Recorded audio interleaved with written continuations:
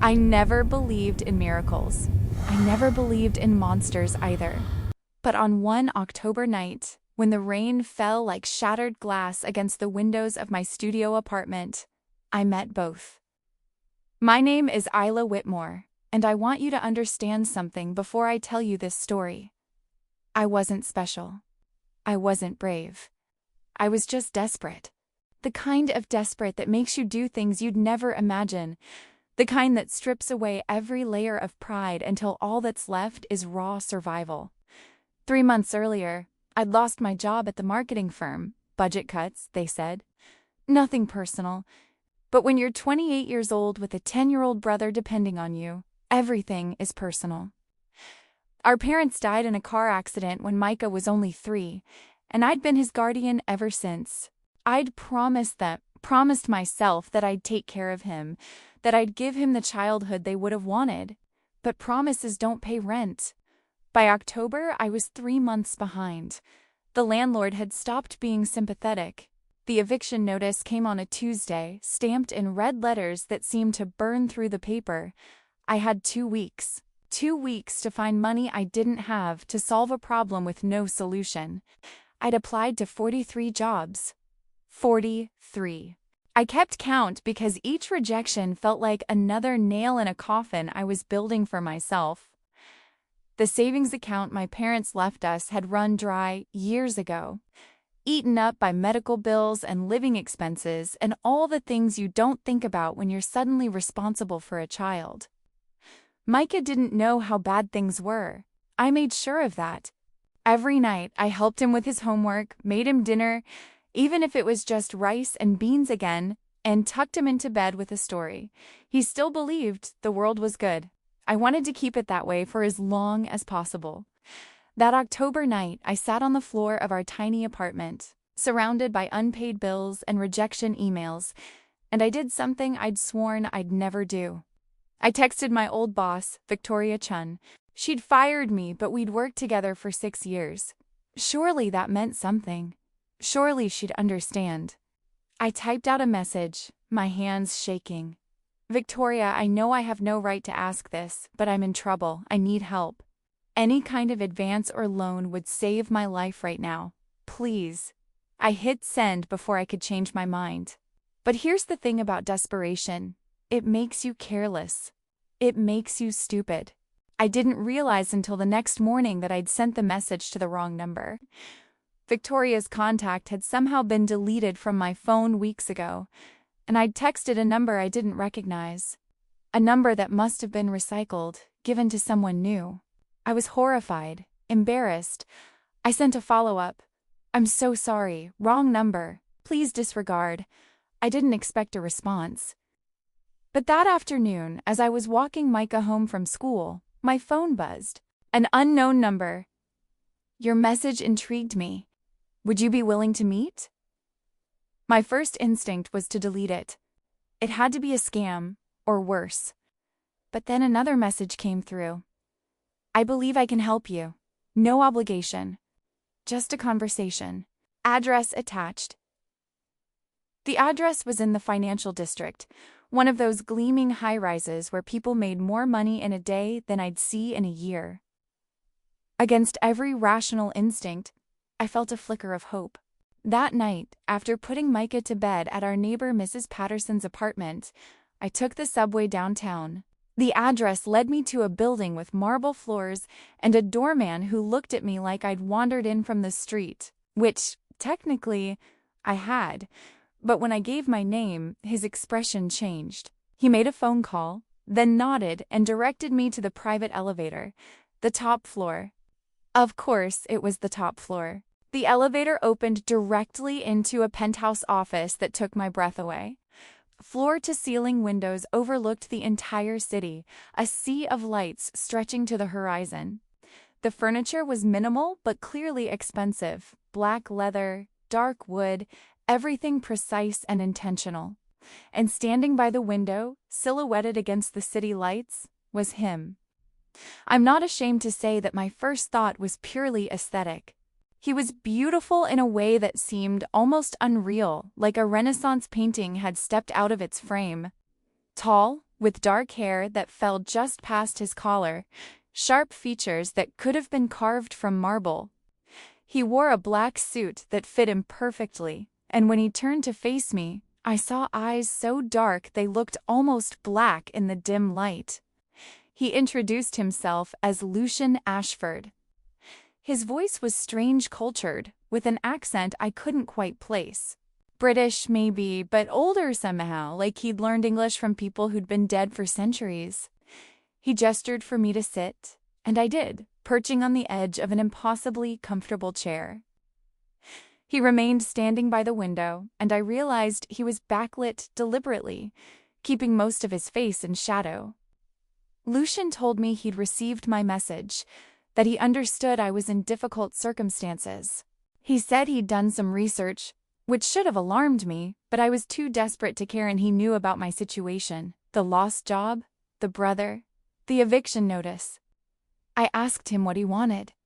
Nobody helps a stranger for nothing.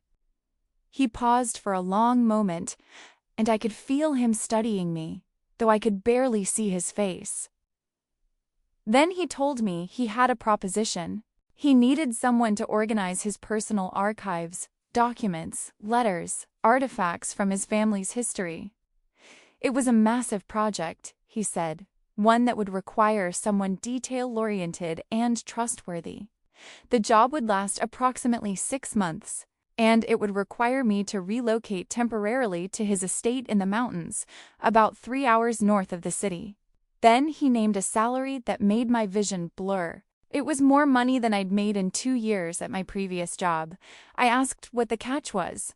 There had to be a catch. Lucian moved slightly, and a shaft of light fell across his face. Even in that brief moment, I could see something in his expression, something tired, something old.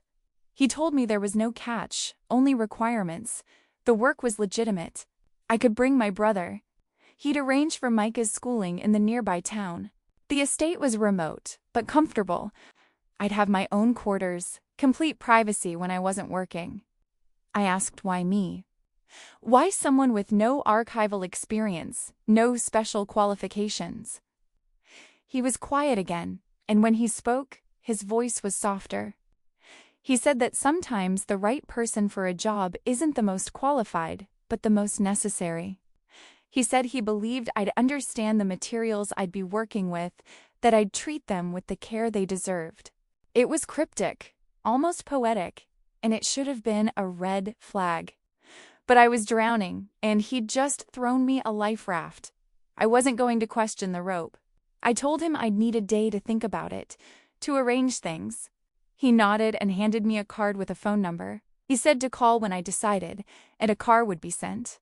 As I rode the elevator back down, my hands were shaking. It felt too good to be true. It felt like a dream or a trap or both. But when I got home and checked my bank account, there was a deposit a signing bonus. The notification said, enough to pay my back rent, buy groceries, breathe for the first time in months. I called the number the next morning. 2 days later, a black car arrived. Not a sedan, but a town car with a driver in a neat suit who helped us with our bags and didn't ask questions. Micah was excited. He thought we were going on an adventure. I let him believe that. The drive took us out of the city, through suburbs, then into genuine countryside. Trees clustered thick along the road, and as we climbed into the mountains, the air seemed to change, becoming heavier, older. The driver was silent the entire way, and I spent the time watching the landscape roll past, wondering what I'd agreed to. The estate, when we finally arrived, was nothing like I'd imagined. I'd pictured something modern, maybe a mountain contemporary home. Instead, we pulled up to something that looked like it had been transplanted from another century entirely. It was a mansion, there's no other word for it, built of dark stone with tall windows and a tower, that rose against the sky like something from a Gothic novel. Ivy crawled up the walls, and the whole place was surrounded by dense forest. Micah's eyes went wide. He whispered that it looked like a castle. He wasn't wrong. The driver brought our bags inside, and we were met by a housekeeper named Mrs. Harlow, a stern woman in her 60s who showed us to our quarters on the second floor. It was a suite, actually, 2 bedrooms connected by a sitting room, with a bathroom that had a tub big enough to swim in. The furniture was antique, but well-maintained, and there were fresh flowers on the table. Mrs. Harlow explained the house rules in clipped tones. Breakfast was at 8 in the main dining room. Lunch would be provided in my work area. Dinner could be taken in our quarters or the dining room, as we preferred. Mr. Ashford kept irregular hours and was not to be disturbed during the day. If I needed to communicate with him, I should leave a note with Mrs. Harlow. She showed me to the archive room, a vast library on the 3rd floor, lined with bookshelves and filing cabinets, dominated by a massive table in the center. There were boxes everywhere, stacked and sorted by what appeared to be centuries. She told me to begin wherever I felt appropriate, that Mr. Ashford trusted my judgment. Then she left, and I was alone with hundreds of years of someone else's history. The first few days fell into a routine. Micah was enrolled in the local school, picked up and dropped off by Mrs. Harlow. I spent my days in the archive, carefully cataloging documents, letters, contracts, property deeds, some of them so old the paper crumbled at the edges. The handwriting was often archaic, requiring me to puzzle out meanings word by word. But that wasn't what disturbed me. What disturbed me was that I never saw Lucien. Not once in those first 5 days. Mrs. Harlow confirmed he was in the house, his meals were being prepared and delivered to his rooms, but he never emerged. The windows on the 4th floor, where his quarters were, remained covered with heavy drapes even during the brightest parts of the day. It felt wrong, unnatural. Who lives in complete darkness? On the 6th night, I found out. I'd been working late, lost in a series of letters from the 1700s, when I realized it was past midnight. Micah was asleep, and the house was silent in that particular way old houses get, where you can hear the building settling around you like it's breathing. I decided to get a glass of water before bed. The kitchen was on the 1st floor, and I made my way down the grand staircase, trailing my hand along the carved banister. That's when I felt it, a change in the air, like the moment before a storm breaks. A coldness that had nothing to do with temperature.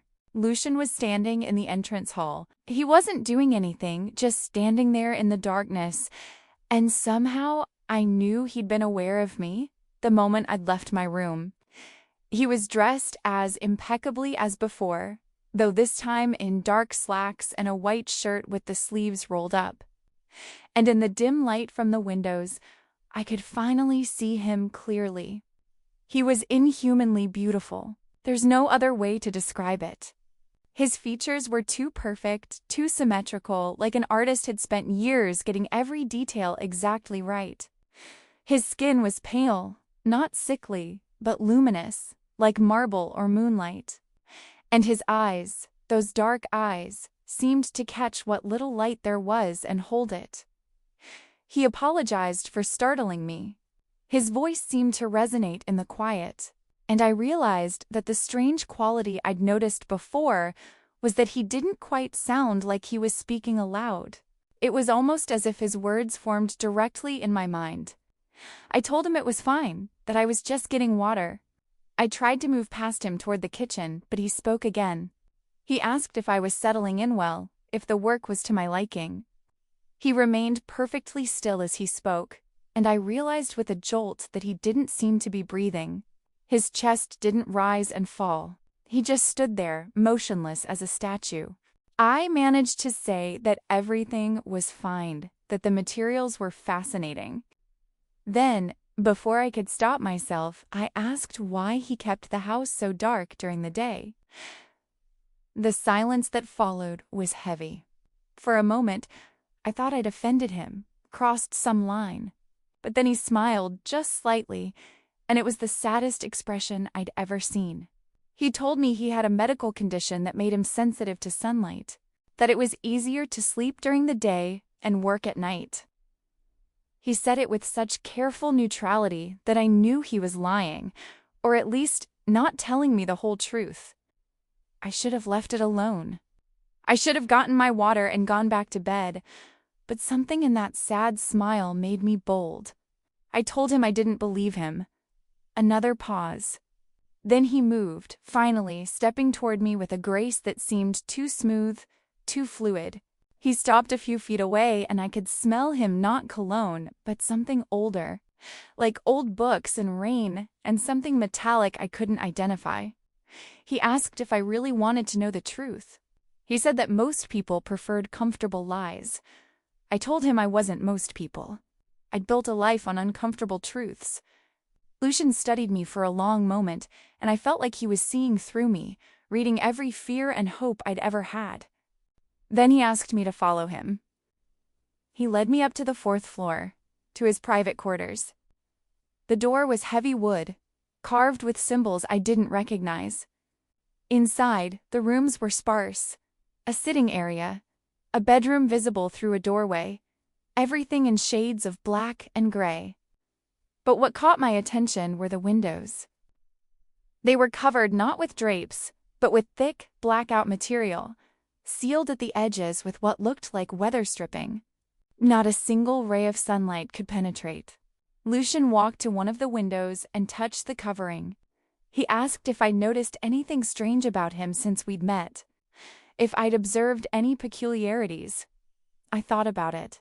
The lack of breathing, the way he moved, the coldness that seemed to follow him, the fact that I'd never seen him during the day. I heard myself say, quietly, that he didn't seem quite human. He turned to look at me, and in his eyes I saw something ancient and tired and infinitely sad. He told me I was perceptive. He said that was one of the reasons he'd chosen me. Then he told me what he was. The word hung in the air between us like a curse. Vampire. I almost laughed. I almost walked out. It was insane, impossible, the stuff of movies and Halloween costumes. But then he moved to the side table and picked up a letter opener, a silver one, ornate and sharp.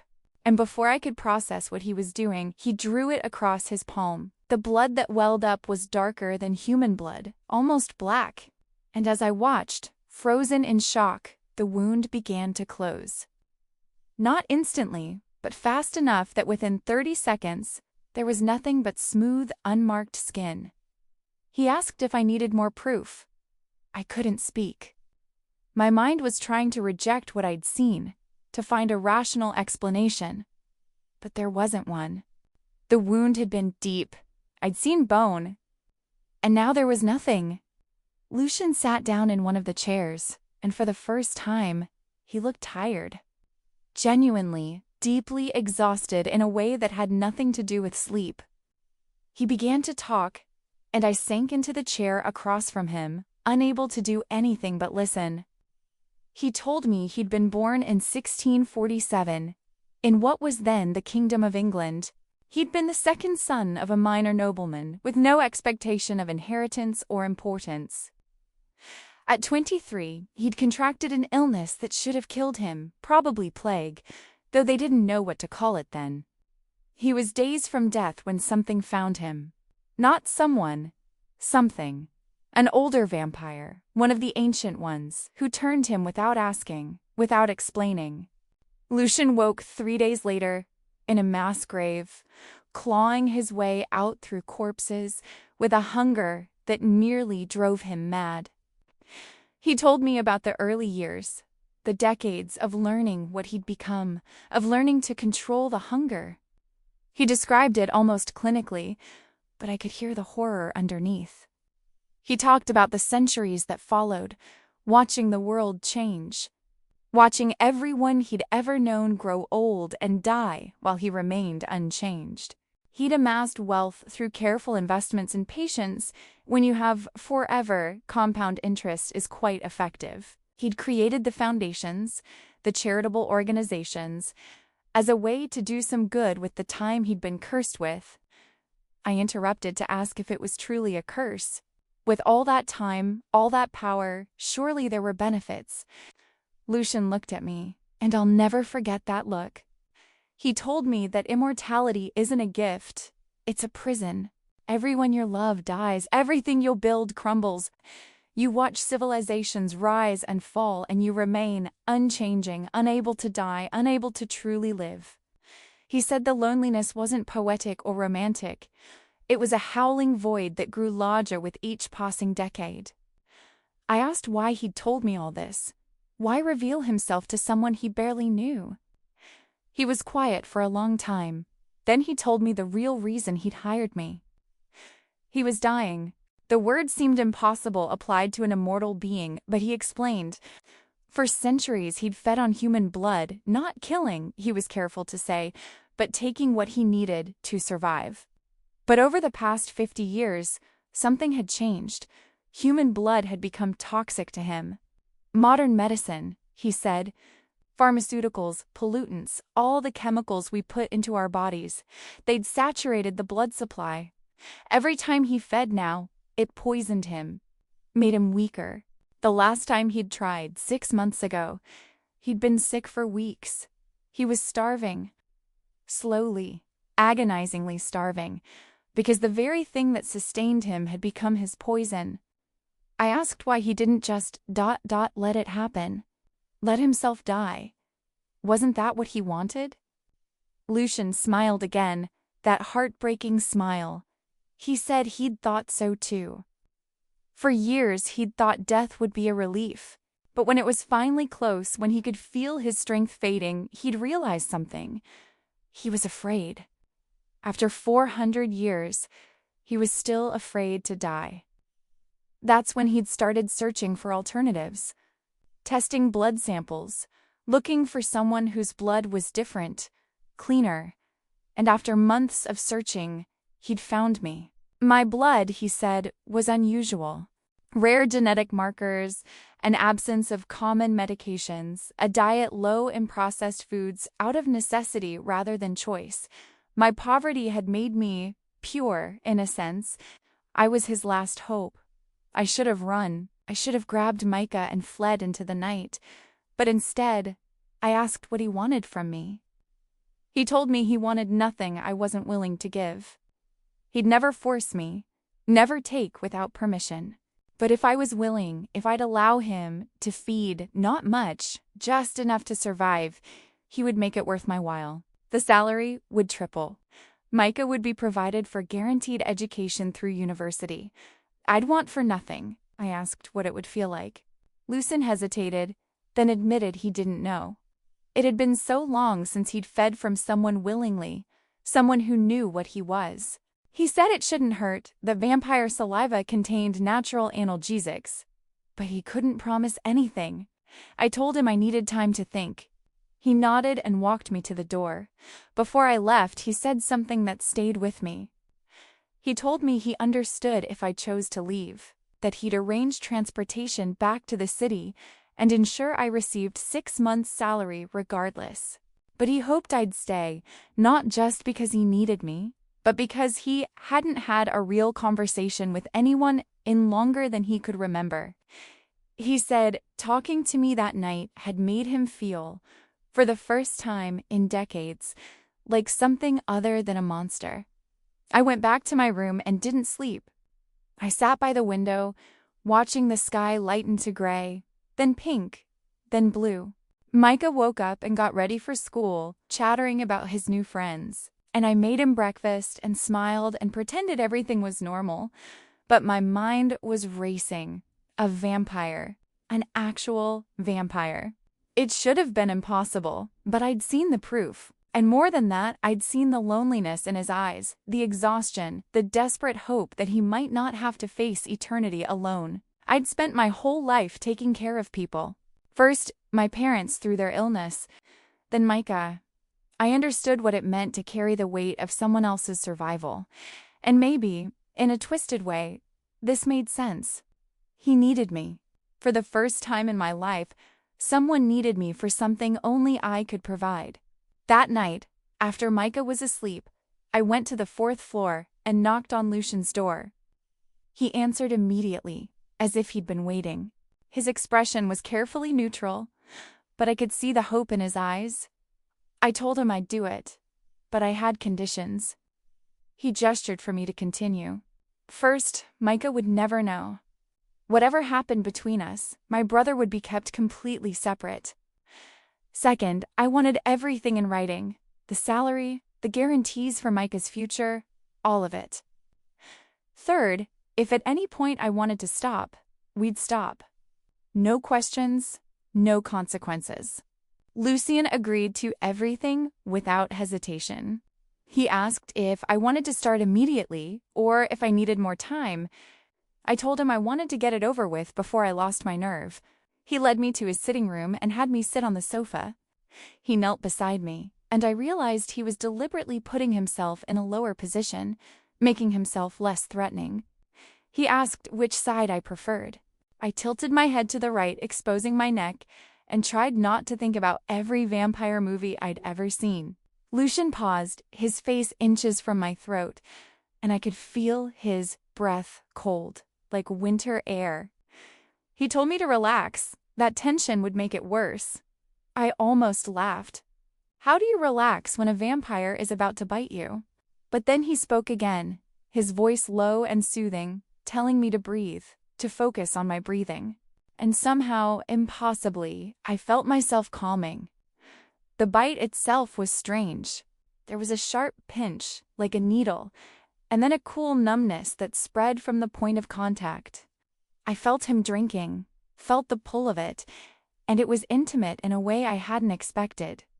Not sexual, exactly, but deeply personal, like he was taking a piece of my life into himself. It lasted maybe 2 minutes. When he pulled away, he pressed a cloth to my neck and held it there until the bleeding stopped. Then he sat back and I saw color in his face for the first time. Just a faint flush, but enough to make him look less like a corpse and more like a person. He asked if I was all right. His voice was rough, almost emotional. I told him I was fine. Dizzy, but fine. Lucien helped me to my feet and insisted on walking me back to my room. At the door, he thanked me with such sincerity that it made my chest ache. He told me I'd just given him the first real meal he'd had in months, that he'd almost forgotten what it felt like to have strength flowing through him instead of weakness. I asked if we'd need to do this often. He said once a week should be sufficient, maybe twice if he was recovering quickly. I nodded and went inside, where I promptly collapsed into bed and slept for 12 hours straight. Over the following weeks, a routine developed. Once a week, usually on Friday nights after Micah was asleep, I'd go to Lucien's quarters. We'd talk for a while first. He seemed to need the conversation as much as the blood, and then he'd feed. It became almost normal, just another part of my life. But something else was happening too. The more time I spent with Lucien, the more I began to understand him. We'd talk for hours, about everything and nothing. He told me about the history he'd witnessed, the wars, the revolutions, the countless small moments that had shaped the world. He'd met Mozart, he said, had drinks with Byron, watched the Wright brothers' first flight. But he didn't talk about these things with excitement. He talked about them with the weariness of someone who'd seen too much, who could no longer be surprised or delighted by anything. I told him about my life, which felt impossibly small in comparison. My parents' death, the struggle to raise Micaiah, the constant fear that I wasn't enough, that I'd fail him the way I felt I'd failed them. Lucien listened with an intensity that made me feel like every word mattered. He told me that what I'd done, raising my brother alone, sacrificing everything for him, that was more heroic than anything he'd accomplished in 4 centuries. I asked how he could say that when he'd lived so long, seen so much.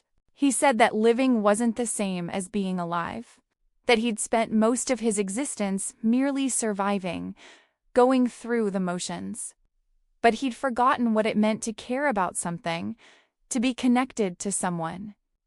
I realized, somewhere in those conversations, that I was falling for him, not despite what he was, but because of it. Because he carried centuries of loneliness with a grace I couldn't comprehend. Because he looked at me like I was the first real thing he'd seen in decades. Because when he fed from me, I could feel his gratitude like a physical thing. It was insane. It was impossible, but it was happening. Then, on a cold November night, everything changed. I woke to the sound of breaking glass. It was 3 in the morning, and for a moment, I thought I'd dreamed it. But then I heard shouting from below and the sound of footsteps, many footsteps, on the stairs. I ran to Micah's room. He was still asleep somehow, and I locked his door from the outside before racing toward the noise. The entrance hall was chaos.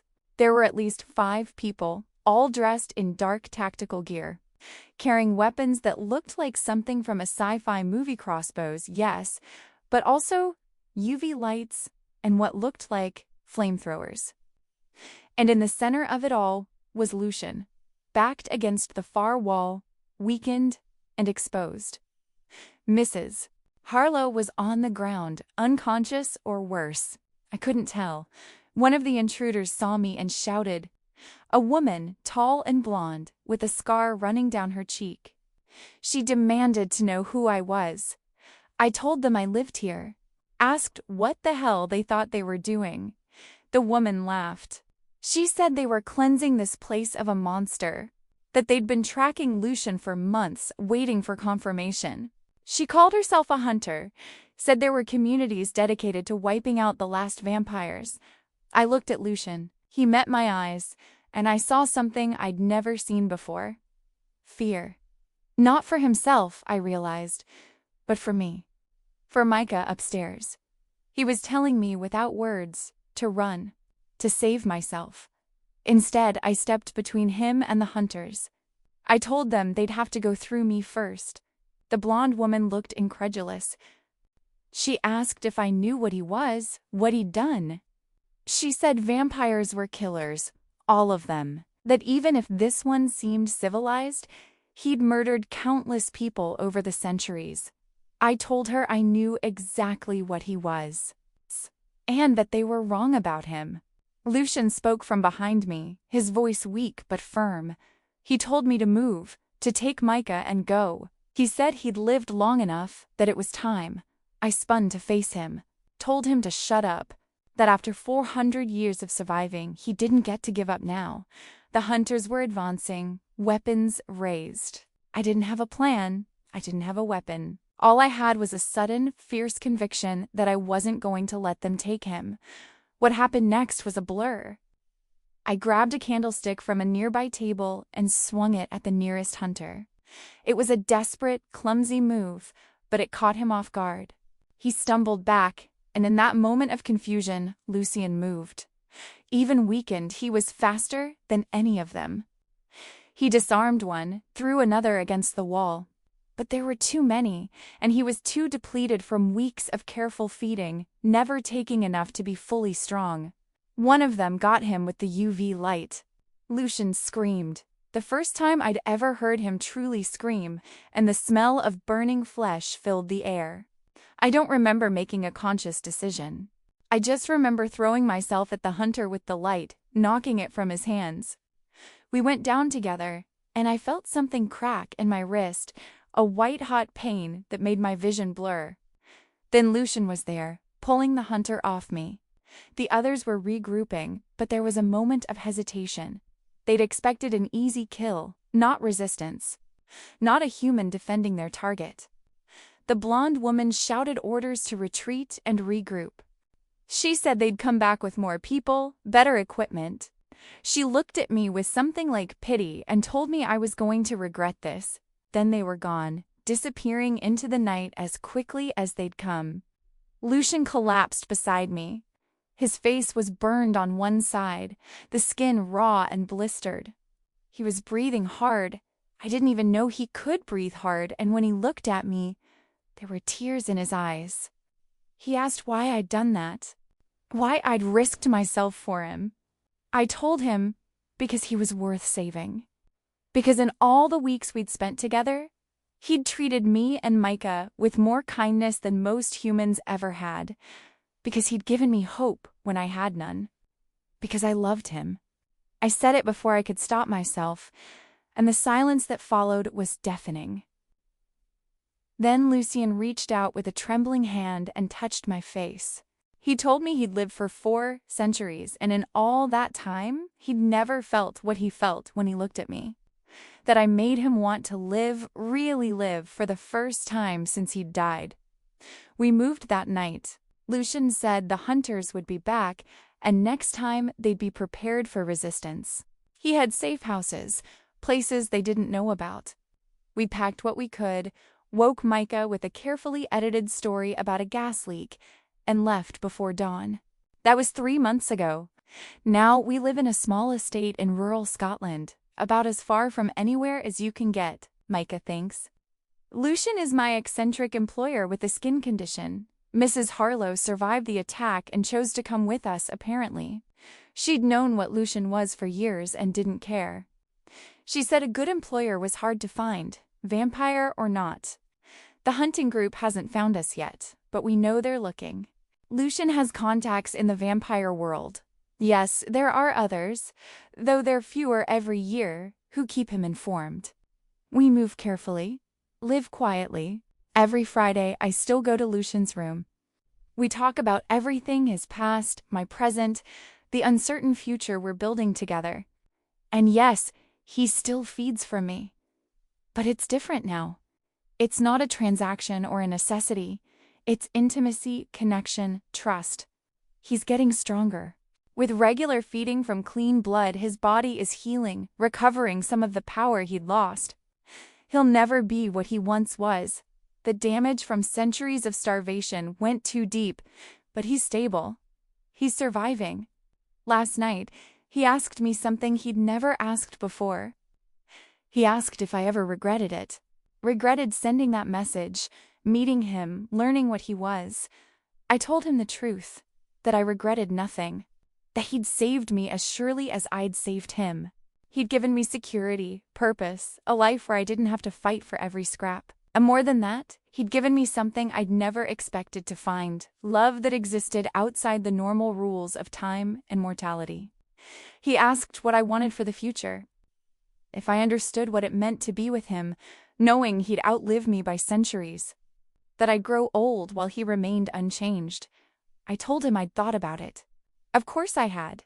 But I'd also learned something from him, that love isn't measured in time. It's measured in moments, in choices, in the decision to stay when you could run. Lucian was quiet for a long time, then he told me there was another option. That if I wanted, when I was ready, he could turn me. Make me like him, give me the same immortality that had been forced on him. I asked if he'd want that, if he'd want to condemn someone else to what he'd experienced. He said that everything he'd hated about immortality, the loneliness, the isolation, the endless march of time would be different if he didn't have to face it alone. That with me, eternity might not be a curse. It might be a gift. I haven't given him an answer yet. I don't know if I will. There's Micah to consider, and the life I'd be leaving behind. But for the first time, I'm thinking about forever not as something to fear, but as something to hope for. Tonight, like every night, I'll sit with him as the darkness falls. We'll talk until dawn threatens, and then he'll retreat to his darkened room while I watch the sunrise, a sight he hasn't seen in almost 400 years. Sometimes I wonder what people would think if they knew my story. A struggling single guardian who fell in love with a vampire. It sounds like fiction, like something you'd scroll past on social media with an eye roll. But it's my life now, as real as the scar on my wrist from that November night, as real as the small puncture marks on my neck that fade and reappear every Friday. Micah is thriving here. He's learning Gaelic in school, making friends with local kids who think our situation is perfectly normal, just another family working for the reclusive. Mr. Ashford in his country estate. He doesn't know that the man who helps him with his homework has been alive since the English Civil War. He doesn't know that the reason we moved so suddenly was because I fought off vampire hunters in our entrance hall, and maybe he never will. Maybe this will just be the strange but happy period of his childhood where we lived in Scotland and his sister fell in love with her mysterious employer. Mysterious. Harlow keeps the house running with military precision. She's taught me some things about Lucian's condition, practical things. like how different blood types affect him differently, how he needs more in winter when the nights are longer, how the scent of garlic doesn't actually bother him, but silver burns his skin like acid. She told me once, while we were preparing dinner, that she'd worked for Lucian for 30 years, that her grandmother had worked for him before her, that their family had been keeping his secret for generations, bound not by compulsion or magic, but by genuine loyalty. She said he was the best man she'd ever known, vampire or human, that he'd paid for her daughter's cancer treatment without being asked, that he'd given her grandson a scholarship to university, that every person who'd ever worked for him left wealthier and happier than they'd arrived. I asked her if she was ever afraid of him. She laughed and told me the most dangerous thing about Lucian Ashford was how thoroughly he made you forget he was dangerous. Then she got serious and said that in 30 years, she'd never seen him look at anyone the way he looked at me. Like I was the sun he could no longer stand in. The hunters haven't found us, but we know they're still searching. Lucian has shown me the network-can underground communication system among the remaining vampires. Warnings passed about hunter movements, safe locations, threats. There are fewer than 200 vampires left in the world, he told me. They're a dying breed, unable to adapt to the modern world's contaminated blood supply, picked off by hunters who've become more organized and more ruthless. Some of them have chosen to end their existence rather than starve. Others, like Lucian, are desperately searching for solutions, clean blood sources, synthetic alternatives, anything to survive. He told me about one vampire, a woman named Serafina who'd been turned in the 1500s, who'd walked into the sunrise last year after her last human blood source had died of old age. She'd left a note saying she was tired, that 500 years was enough, that she wanted to rest. Lucian had cried when he told me about it. Actual tears, which I'd never seen from him before. He said he'd known her for centuries, that she'd been one of the oldest, one of the strongest, and she'd just given up. I asked him if he'd ever considered doing the same. He looked at me with those ancient, dark eyes and told me that he had many times, that before he'd found me, he'd been planning it. He'd been setting his affairs in order, making sure his wealth would go to the right charities, preparing to watch one last sunrise. Then he'd gotten my desperate, misdirected message, and something had shifted. He'd researched me out of curiosity at first, then hope. When he'd discovered my blood markers, he'd seen it as a sign. One last chance. But it wasn't just the blood, he said. It was me. The way I'd walked into his office with my chin up despite being terrified. The way I'd negotiated terms even though I was desperate. The way I'd looked at him once I knew what he was, not with horror, but with something like understanding. He told me I'd reminded him what it meant to fight. To survive not out of fear, but out of hope. I think that's when I truly understood what we meant to each other. It wasn't just about sustenance or salvation. It was about two people who'd been drowning, finding each other, and deciding to swim. The days pass quietly here. I work in the archives during the day. The project is real, it turns out. Centuries of documents that genuinely need organizing. I've learned more about history from these papers than I ever did in school. Letters from the 1700s discussing politics and philosophy. Property deeds from the 1800s. Photographs from the early 1900s. Lucian frozen in time while everyone around him ages and dies. There's one photograph I keep coming back to. It's from 1923, and it shows Lucian standing with a group of people at what looks like a garden party. He's smiling, but it doesn't reach his eyes. Everyone else in the photo is laughing, animated, alive in a way he isn't. He stands among them like a ghost, present, but not really there. I showed it to him once, asked him about it. He barely glanced at it before looking away. He told me it was taken at an estate he'd owned in France, that the party was for a friend's wedding. He said he'd sold that estate in 1930 and hadn't been back since. I asked what happened to the people in the photo. He was quiet for a long moment, then said they'd all died. The bride had passed in childbirth 2 years after the wedding. The groom had died in World War II. The others, over the years, from various causes. Natural and unnatural. He said he'd stopped going to weddings after that, stopped letting himself get close to people. Every friendship was just a countdown to another loss. I asked why he'd risked it with me then. Why let himself care again?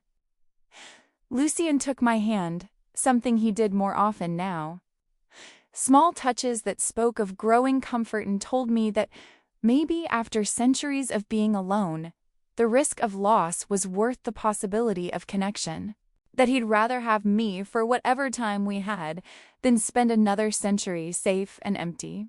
It was the most romantic thing anyone had ever said to me, and it came from a 400-year-old vampire in a Scottish estate while rain hammered against the windows. We've had close calls since the attack.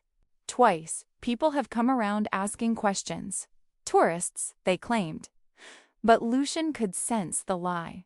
We've increased security, installed cameras, made sure we have escape routes planned from every room. Micah thinks it's because of Lucien's wealth that we're worried about burglars.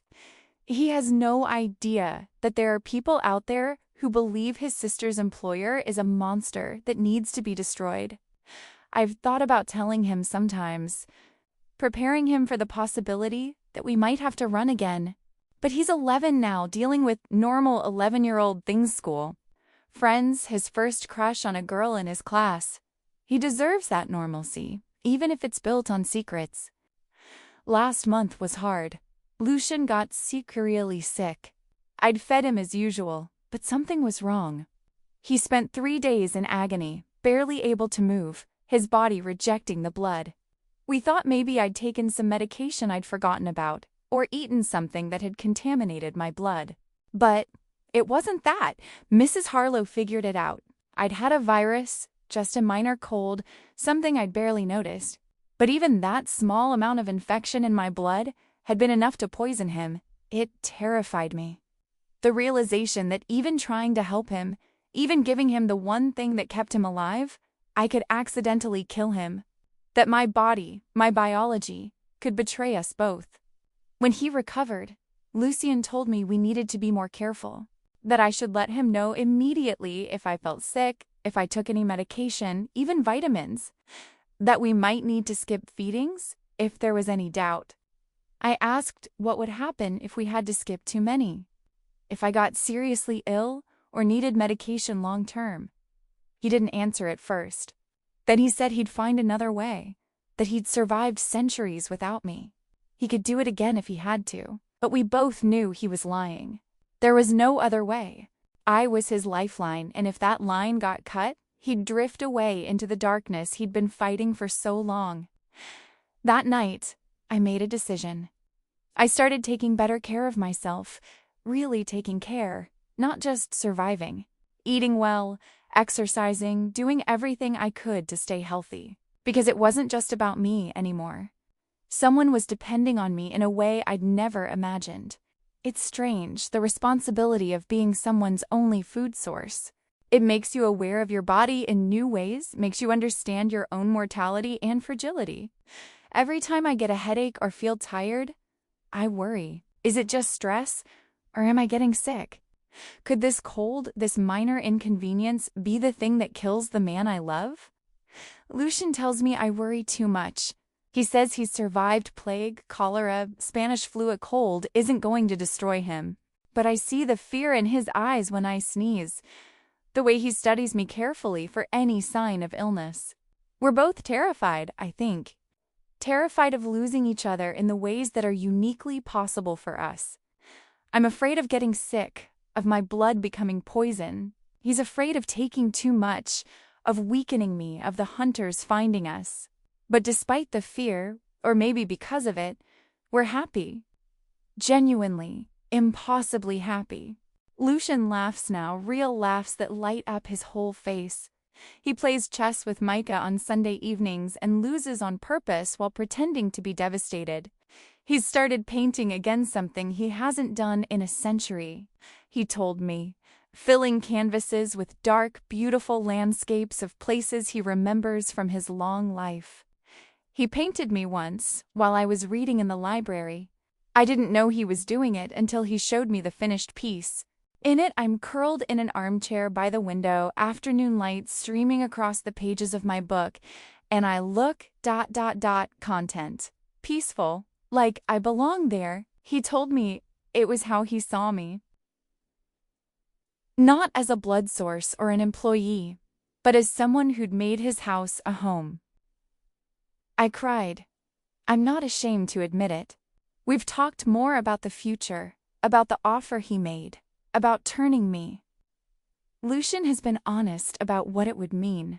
The hunger that never really goes away, the loss of sunlight, of food, of so many small pleasures I take for granted, the necessity of feeding on humans, of always being apart from normal society, the watching everyone you love age and die while you remain unchanged.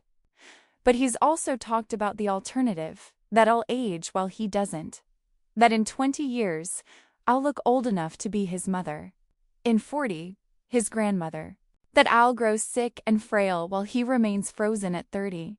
He told me he could bear it watching me age, that every moment with me would be worth it, even knowing how it would end. But he wanted me to know the option existed, if I wanted it. I've thought about it constantly. What would it mean to give up my humanity, to become something other than what I am?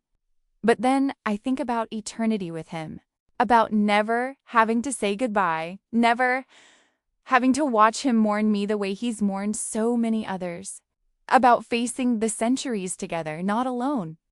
I think about Micah, though, and that complicates everything. He's only 11. He needs me, the human me, for years still. I can't abandon him for immortality, can't transform into something that would require me to fake my own death and disappear from his life. Lucian understands this without me having to explain it. He told me the offer stands for whenever I'm ready, if I'm ever ready, that it could be next year or in 20 years when Micah is grown and settled, or never, if that's what I choose. There's no pressure, no urgency. Just an open door to a future I never imagined possible. 2 weeks ago, something happened that shifted my perspective again. I was in town with Mrs. Harlow, grocery shopping, when I saw her. The blonde hunter from that November night, the woman with the scar on her cheek. She was across the street, talking to someone, and she hadn't seen me yet. My first instinct was to run, to get home and warn Lucian. But something made me stop. Maybe it was anger at being driven from my home, at living in fear, at these people who thought they had the right to decide who lived and who died. I walked straight up to her. She recognized me instantly, her hand going to something concealed under her jacket. But we were on a busy street in broad daylight, and she couldn't exactly pull a weapon without causing a scene. I told her I wanted to talk. She looked around, evaluating, then nodded toward a nearby cafe. We sat across from each other like it was a normal coffee date, not a meeting between prey and predator. Or maybe I was the predator now, defending my territory. Her name was Catherine, she told me, Catherine Brennan. She'd been hunting vampires for 15 years, ever since one killed her sister in Prague. I told her I was sorry about her sister, and I meant it. But I also told her that Lucian wasn't the one who'd killed her. That not all vampires were the same, any more than all humans were. Catherine laughed bitterly. She said they were all killers, everyone. That they might seem civilized, might play at being human, but they were predators. They'd all taken lives. I asked if she'd ever killed anyone, if everyone who'd taken a life deserved death. She was quiet at that. Then she said it was different, that vampires weren't human, weren't even alive in any meaningful sense. They were animated corpses, parasites. I told her about Lucian. Not everything, but enough. About how he'd helped me when I was desperate, how he'd never hurt anyone in the time I'd known him, how he was more compassionate than most humans I'd met. about how he was dying because the blood supply had become toxic to him, and all he wanted was to survive. Catherine listened, her expression hard. When I finished, she asked if I knew how many people Lucien had killed in his 4 centuries. If I'd asked him for an exact count, I admitted I hadn't, that I'd been afraid to know. She leaned forward and told me that their research indicated at least 200 confirmed kills, probably more. That in his early centuries, before he'd learned control, he'd been as much a monster as any of them. I felt sick. I'd known, abstractly, that Lucien had killed people. He'd told me as much when he'd explained his history. But hearing a number, hearing it said so clinically, made it real in a way it hadn't been before. Catherine saw my reaction and pressed her advantage. She said that's what vampires did. They seduced, they made you care, and then when you realized the truth, it was too late. You'd already given them everything. I asked her what she wanted from me. Information about where we were living? An invitation to finish what she'd started? She said she wanted me to leave him, to take my brother and disappear before I got killed, or worse, turned into one of them. She said she'd give me 24 hours, and after that, they were coming for Lucien whether I was there or not. I stood up to leave, but she grabbed my wrist, the one that had been broken during the fight. I'd healed, but it still ached sometimes, and her grip sent a spike of pain through it. She told me to think about it, to really think about what I was protecting. She said love made people stupid, made them overlook things they shouldn't. That if I stayed, I'd either end up dead or damned. I pulled away and walked out. Mrs. Harlow was waiting in the car, and she took one look at my face and asked what happened. I told her, and she immediately pulled out her phone to call Lucien, but I stopped her. I told her I needed to talk to him myself, face to face. That evening, after Micah was asleep, I went to Lucien's quarters. He knew immediately that something was wrong. He asked what happened, and I told him about Catherine, about the conversation, about the 24-hour ultimatum. Then I asked him the question I'd been avoiding. How many people had he killed? Lucien sat down heavily, and for a long moment he didn't speak. When he did, his voice was soft, filled with a regret that sounded like it had been carved into his bones. He told me he didn't know the exact number, that in his early decades, when the hunger was new and overwhelming, he'd killed without counting, without even really understanding what he was doing. Later, when he'd learned control, he'd killed less frequently, but it had still happened. Accidents, mostly taking too much, not stopping in time. Sometimes, out of genuine necessity, when he was wounded or weak. He said the last time he'd killed someone was in 1847. Over 170 years ago. A thief who'd broken into his home, who'd been armed and aggressive. Lucien had defended himself, but he'd taken it too far. The man had died, and Lucien had sworn after that never to kill again. He'd kept that promise, he said. But it didn't erase the ones who'd come before. It didn't bring back the people he'd taken from the world. I asked if he regretted it. Lucien looked at me with eyes that held centuries of guilt. He said he regretted every single one, that he remembered their faces, all of them. That immortality meant living with every mistake forever, never getting the mercy of forgetting. He told me he'd understand if I wanted to leave. That Catherine was right. I was putting myself in danger by staying with him. That maybe it would be better for everyone if he just let them come. Let it end. I realized, sitting there looking at him, that this was the moment where I had to decide what kind of person I was going to be. I could leave, take Micah, disappear, go back to a normal life.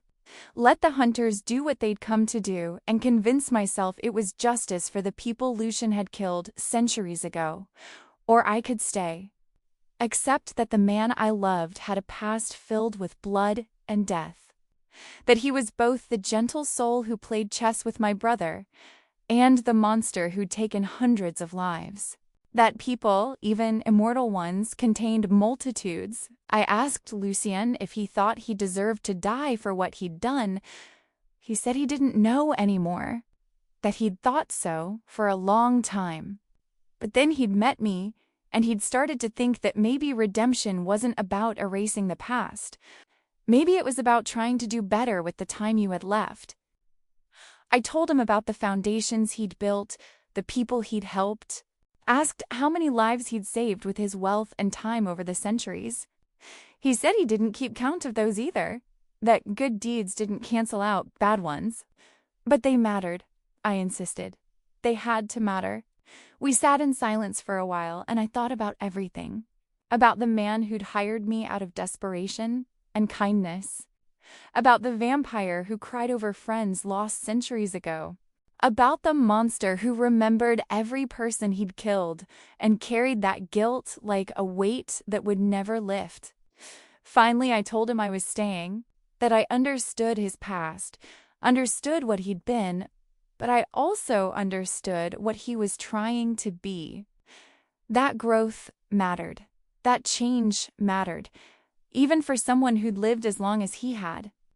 Lucien looked at me like I'd given him something more precious than blood. He asked if I was sure, if I truly understood what I was choosing. I told him I did. And then I told him we needed to leave, tonight, because Catherine would come with reinforcements, and I wasn't going to let them take him. We packed in silence, woke Micah with another excuse about safety concerns, and were gone within 2 hours. Harlow drove us to a private airstrip where Lucien kept a plane because of course he had a plane, and by dawn we were touching down in Iceland. That was 2 months ago. We've moved twice since then, staying ahead of the hunters. Lucien's network of vampire contacts has been invaluable, warning us about hunter movements, providing safe houses and cover stories. It's exhausting, being constantly on the move. But it's also brought us closer together, this life of running. We've become a unit, the four of us, me, Lucien, Micah, and Mrs. Harlow. A strange little family held together by secrets and loyalty. Micah started to ask questions, getting old enough to sense that something isn't quite normal about our situation. Why we move so much. Why Mr. Ashford never goes outside during the day. Why that nice lady in Scotland had seemed so interested in us. Last week, he asked me directly, "Is Mr. Ashford in some kind of trouble?" I told him yes, but that it wasn't the kind of trouble he was thinking of, that some people didn't understand Mr. Ashford's condition, were afraid of it, and wanted to hurt him because of that fear. Micah thought about this, then asked if we were going to keep running forever. I told him I didn't know. I hoped not. But as long as Maria Ashford needed our help, we'd be there for him. My brother looked at me with those serious eyes, so much older than 11, and said that Mr. Ashford was part of our family now. They did that, families protected each other. I almost broke down crying. Instead, I hugged him tight and agreed. Lucien overheard the conversation. That night, he told me that in 400 years, no one had ever called him family. That he hadn't realized how much he'd needed to hear that word until it came from an 11-year-old boy who didn't even know what he really was. We're currently in Norway, in a cabin so remote you need a helicopter to reach it. The northern lights dance across the sky at night, and the darkness lasts most of the day this time of year. It's perfect for someone who can't stand sunlight. Micah is being homeschooled by Mrs. Harlow, who turns out to have been a teacher before she went to work for Lucien. I continue the archival work remotely, digitizing documents and organizing them in a cloud database. Lucien has started writing his memoirs, not for publication, but for record. 4 centuries of history, seen through the eyes of someone who lived it. He's letting me read them as he writes. It's fascinating and heartbreaking in equal measure. He writes about the world he was born into, so different from ours. About the terror of waking in that mass grave, clawing his way out through corpses. About the first time he fed, and the horror and ecstasy of it. about the people he's loved and lost, the friends who aged while he remained frozen. He writes about the loneliness page after page about the loneliness. What it's like to watch centuries pass, to see empires rise and fall, to witness humanity's greatest achievements and worst atrocities, all while being fundamentally separate from it. Never quite human, never quite monster, just existing in the spaces between. And now, in the most recent entries, he writes about me, about Micah, about finding something worth living for after centuries of merely surviving. He showed me an entry from last week. In it, he wrote about watching me and Micah build a snowman outside the cabin, how our laughter had carried through the window. He wrote that for the first time in 400 years, he understood what it meant to have a home. Not a place, but people. A reason to fight, to keep going, to hope. I read it with tears streaming down my face, and when I looked up, he was watching me with an expression of such tenderness that it hurt. He asked me if I'd thought any more about his offer, about turning. I told him I had. That I'd decided to wait until Micah was older, settled, independent.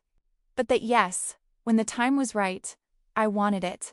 I wanted forever with him.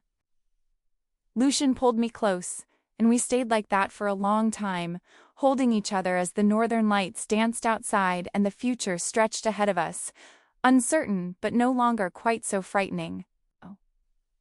The hunters are still out there. Catherine and her people haven't given up. But we're getting better at staying hidden, and Lucian's strength is returning with regular, clean feeding. He's not what he once was, but he's no longer the weakened, desperate creature who first hired me. Sometimes I wonder what would have happened if I'd sent that text to the right number. If Victoria had received it instead of Lucian, would she have helped me? Would I still be in that tiny apartment, struggling and desperate? Would Micah and I have been evicted, ended up in a shelter, or worse? I'll never know, and I'm glad for that, because that misdirected message, that accident, that Mr. led me here to a life I never could have imagined, with a man I never should have met. I didn't believe in miracles or monsters, but now I know they're the same thing, really.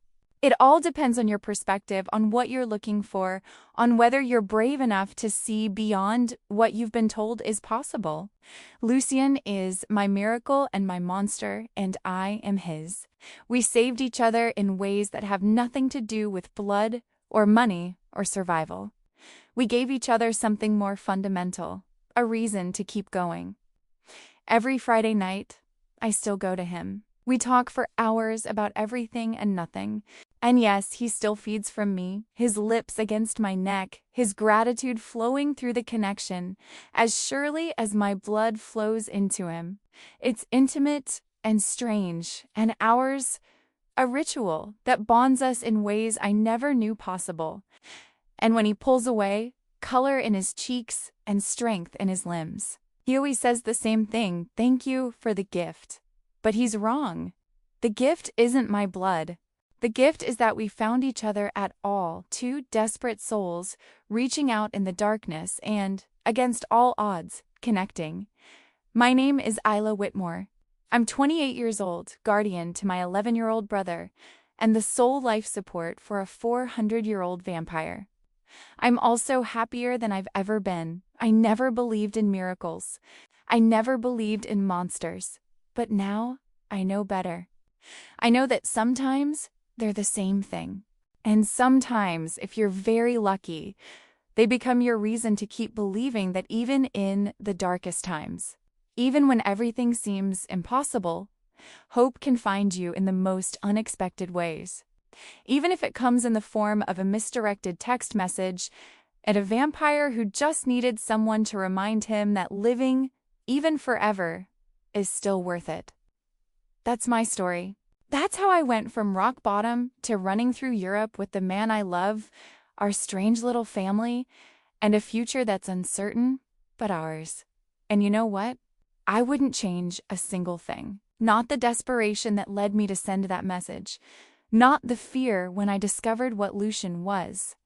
Not the pain of fighting for him or the exhaustion of running. or the weight of knowing that somewhere out there, people want him dead. Because all of it, every moment of terror and hope and love, led me here. To a cabin in Norway, watching the northern lights with my brother and the vampire who gave me everything when I had nothing. To a life that makes sense in ways I never expected. To the understanding that monsters and miracles aren't opposites. They're just two sides of the same impossible coin. And I've been lucky enough to catch both.